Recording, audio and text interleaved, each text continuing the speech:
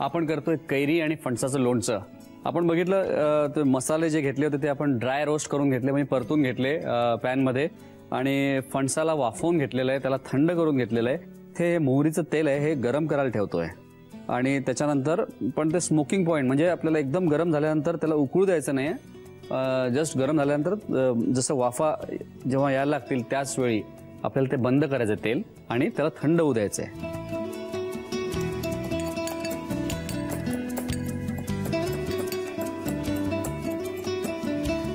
तेल गरम झालेलं आहे, मी आता बंद करतोय आणि याला आपल्याला थंड करून घ्यायचं जरा।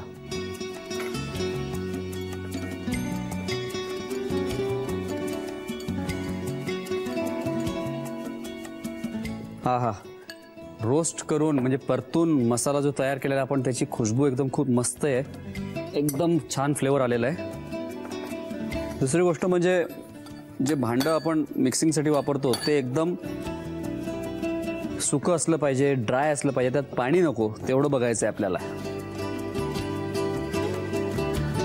आणि मी म्हटल्याप्रमाणे जर आपल्याला कैऱ्या थोड्याशा उन्हात वाळवून घ्यायच्या असतील नंतर या टाकायच्या असतील तरी पण चालेल।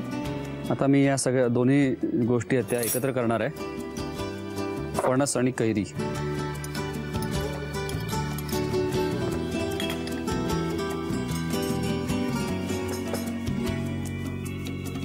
त्याच्यामध्ये हा कुटून घेतलेला मसाला,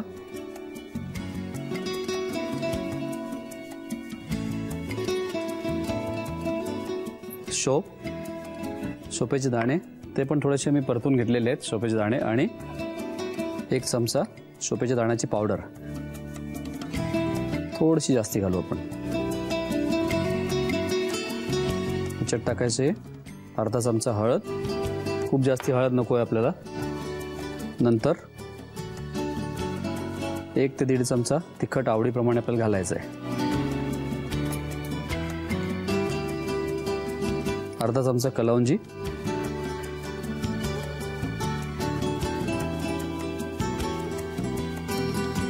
मीठ 1.5 चमचा, थोडंसं जास्ती घालू आपण मीठ।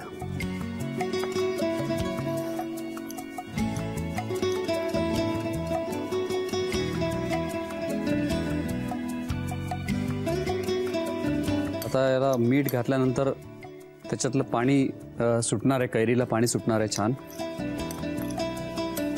सगळं व्यवस्थित एकत्र करून घेतलेलं आहे, आणि घरी आता बरणीमध्ये भरायच्या आधी आपल्याला 2 तास तसंच ठेवायचं आहे।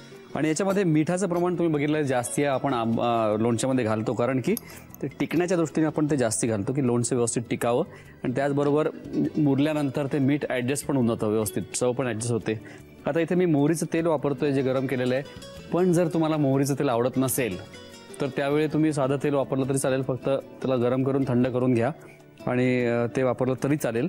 पण या लोणच्याची चव या तेलामुळे आणि मोहरीची डाळ याच्यामुळे त्याची चव खूप मस्त येते, तर कधीतरी एक चेंज म्हणून करायला पण हरकत नाही।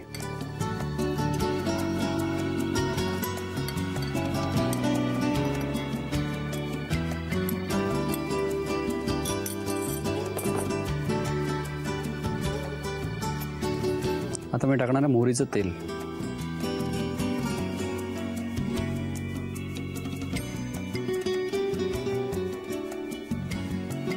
मोहरीचं तेल पण टाकलेलं आहे।